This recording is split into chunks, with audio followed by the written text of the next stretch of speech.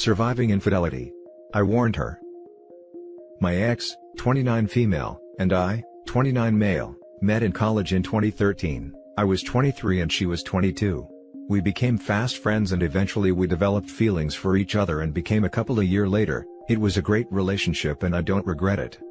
Fast forward to 2016, I was home, when she called me saying she was outside and that we needed to talk. So I went outside, and I saw that she was crying in her car. I went up to her and asked what's wrong. She confessed that she cheated on me. I don't want to go into details because I'm trying to keep this short. I was shocked, hurt, and I teared up. She went on saying that we needed to break up because I deserved better than her, and that she developed feelings for the other guy. I warned her about rushing it with someone else, and that a relationship that begins by cheating usually ends badly. After we finished talking, I walked back to my house, but before I went in, I turned around to see her one more time, and she was still crying. Once I went inside, she posted on social media saying, "I wish I could just disappear," with a crying emoji. I proceeded to remove her from social media after that. As I was mourning the end of my relationship, I also thought about how her new relationship will blow up in her face. Fast forward 2 years later, she messages me asking me to meet up because she wanted to talk. I knew the day had arrived. So I met her at dinner. I live in New Jersey, and she was miserable. She looked like she was crying before we met up. When she saw me, she gave a weak hi and I gave her a cold one.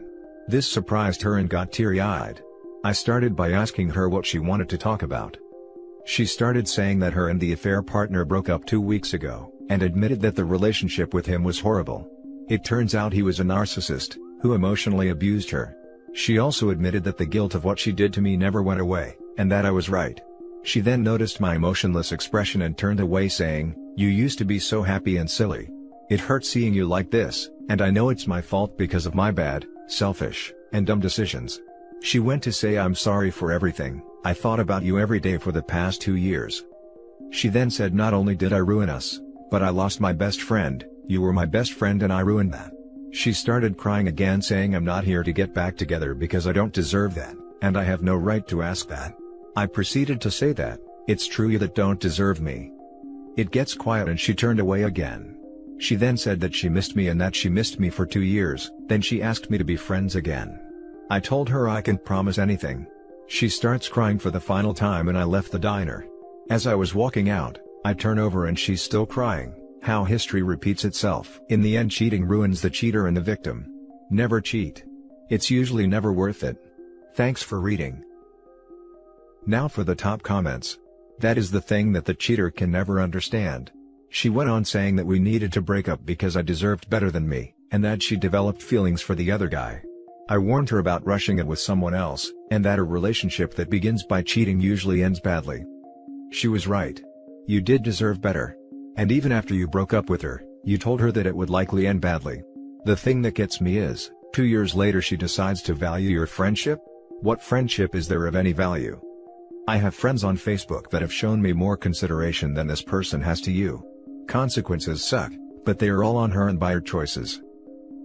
Do you think she is remorseful? Also, I forgot to say she broke up with me. Sorry for not making that clear. Don't do it, don't go there. You were right and there is no going back. You were right. Reminds me of my story. He cheated on me with his ex that cheated on him, and then left me to go with her. It was hard, and for a while I felt worthless, but she ended up not caring for him at all.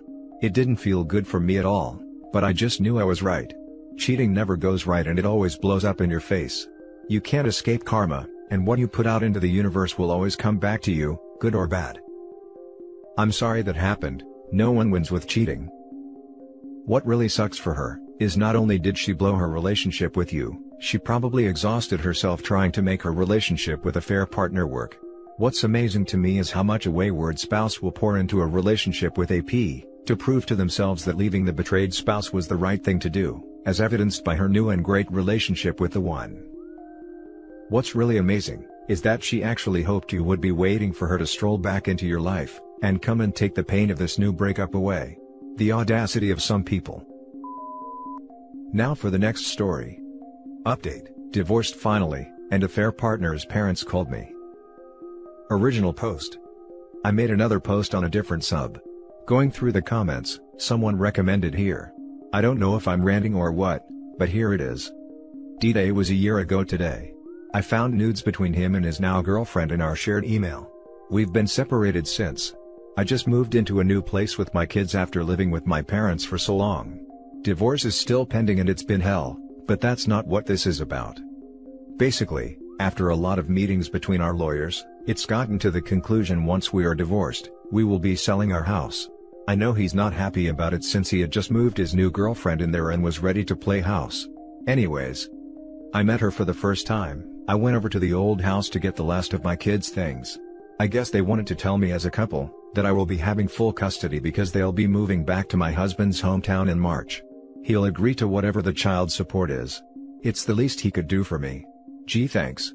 I rolled my eyes hard, because I'm supposed to be thankful that my husband is running away to another town with his 20-year-old girlfriend, and he's leaving me with 2 kids but he'll pay child support. Whatever. I kept it neutral and took the bag of things and left. I thought I'd cry or scream, or do something. I just felt numb, I guess. Maybe relieved I'll never have to see him around, but I do feel bad for my kids. My son wants to see his dad, and he didn't even call for my daughter's birthday on Monday. He doesn't care, and maybe it's for the best that he's out of sight and out of mind if he's going to throw us to the side for this girl. Can't believe he turned out to be such a jerk. Now for the top comments before reading the update. His AP is a moron if she thinks she won a prize in a man who would abandon his kids for young tail. Give it 5 years. She'll get Woodersoned. I keep getting older, but the girls stay the same age, man. Alright. What a heartless piece of narcissistic crap. You're better off without him, but your kids will need extra support. Have him pay for their therapy on top of child support? Yep, this. Make sure the least he could do is saving money for their college, therapy, and child support. He is very much just that. Like, oh yeah, you get full custody. Congrats, I'm abandoning little people who would have needed me if I didn't prove to be such a vile crappy person. Never trust a person that will willingly abandon their own children. If he can't even show loyalty or attachment to his own children, he won't be able to commit to his affair partner for very long either. If you get full custody, make sure you get that in writing. When his relationship falls apart, he may try to weasel back into their lives. My aunt made this mistake. They thought it was a good sign, because he'll be focused in his new family. They didn't cheat though, he was divorced when they met, but he didn't visit or care about his children at all. She thought this was good. Fast forward 7 to 8 years, he doesn't give a damn about the children with her and they are separated. And now for the update. I'd like to thank all of you for the support I got on that post. I'm glad to know I'm not alone here. I can't believe it was 18 days ago, because it's honestly felt like years since then. I felt this update was worth a post, and I could vent a bit, so why not? I am officially divorced as of the 25th. I guess he decided to stop keeping a strong hold on certain items and agreed to compromise so he can move on with his girlfriend. It's agreed I will get full custody while he'll pay child support. It was pretty rough hearing it, and confirming that he has so little desire to be a father to our kids, and is doing the bare minimum just because the court says so. I guess for me, I feel at least relived, it's done with, and I can move on fully. My son is very upset, and has been asking if he did anything wrong to make his dad leave. I've done my best to assure him that he did nothing wrong, and he's been the best son I could ask for. Luckily, we start family therapy next Monday, so I can get some better guidance and understand on how to help my kids moving forward. I guess this is the juicer part of the post. Like I mentioned before, my ex's girlfriend/affair partner was from our church. Her parents also attend our church. I guess they got my phone number from someone in the community. They called me to say they're sorry for what their daughter did and got herself involved in. They're very embarrassed because they raised her better than this, and if I need anything, I can always ask them. They're also worried for her because she's so young and is moving so fast with my ex. They're already talking about marriage and having kids. She's not even legal to drink yet. I basically told them what's done is done, and I appreciated their call, as well as wishing them good luck with their daughter and my ex. Thinking about the call now is making me giggle, to be honest. My former in-laws are a different story. From social media, I can tell my ex-brother-in-law is over the moon about my ex and his girlfriend. I haven't spoken my ex-mother-in-law or father-in-law at all. They never liked me much, and I wouldn't expect them to try to be in my kids' lives. The family is tight-knit that it'd be seen like a betrayal probably. Anyways, that's it, I guess. I don't know what's next for me as a person. I'm just looking to getting through this pandemic with my head on straight, which shouldn't be too hard if I survived this divorce that I swore would kill me months ago. If I could ask for any advice, I guess it would be for what comes next. What now? Now for some top advice.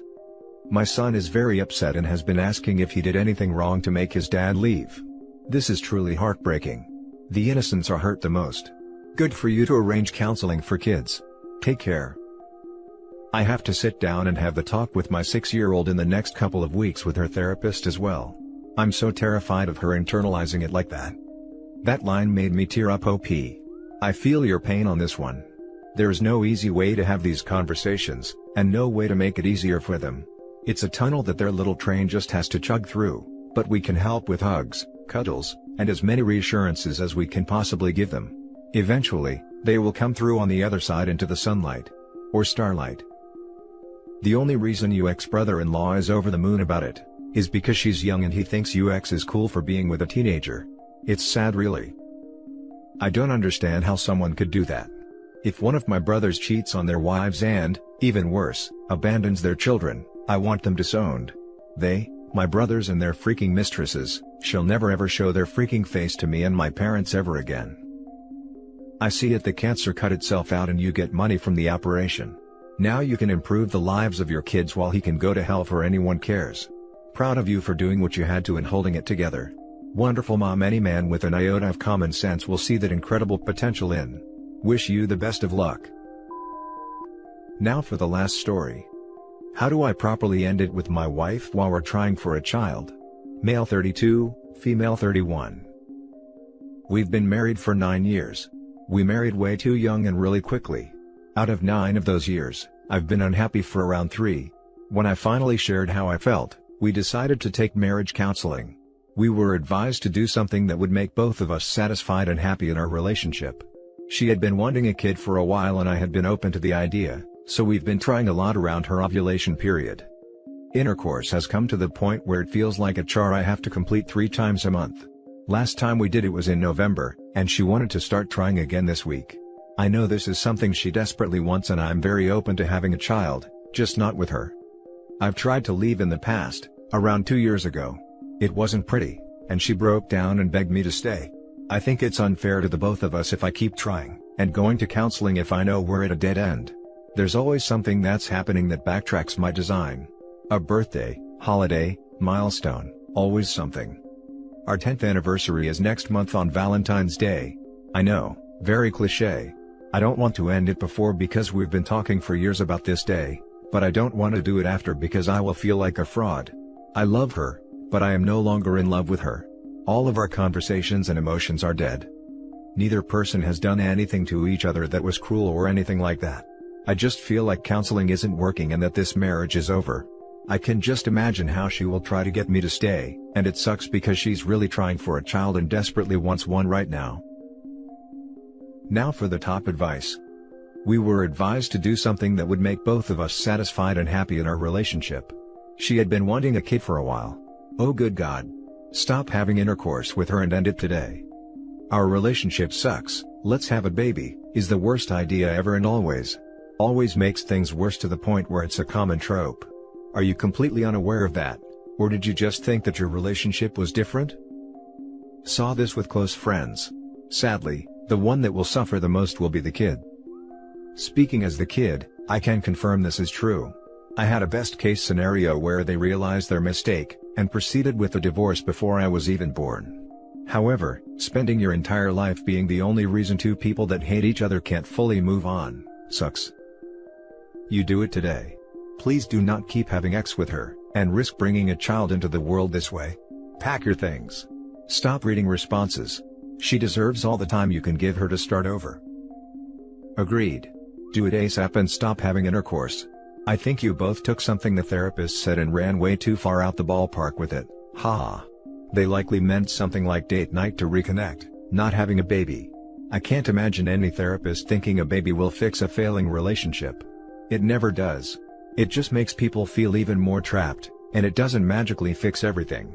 It would make it 10 times harder when it's already not working because of all the stress. You two should go on and have babies and be happy, just not with each other. You are young enough to start again with the right person.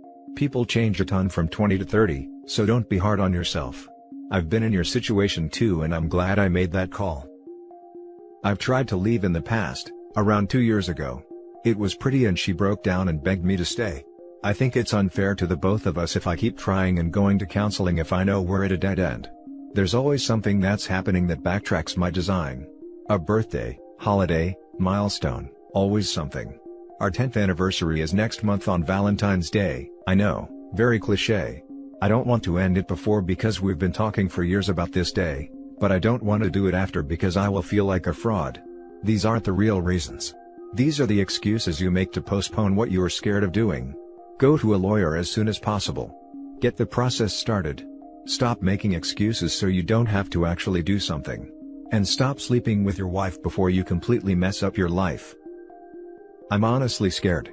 It's something I've tried to do again and again, but I lose courage and have to build up that confidence once more. I stopped sleeping with her in November, she's only recently brought up intimacy this week. Thank you for the advice. And that's it for this video guys. If you have thoughts to share, leave a comment below. Don't forget to hit like and subscribe if you like this content. I'll catch you in the next one. Good day everyone.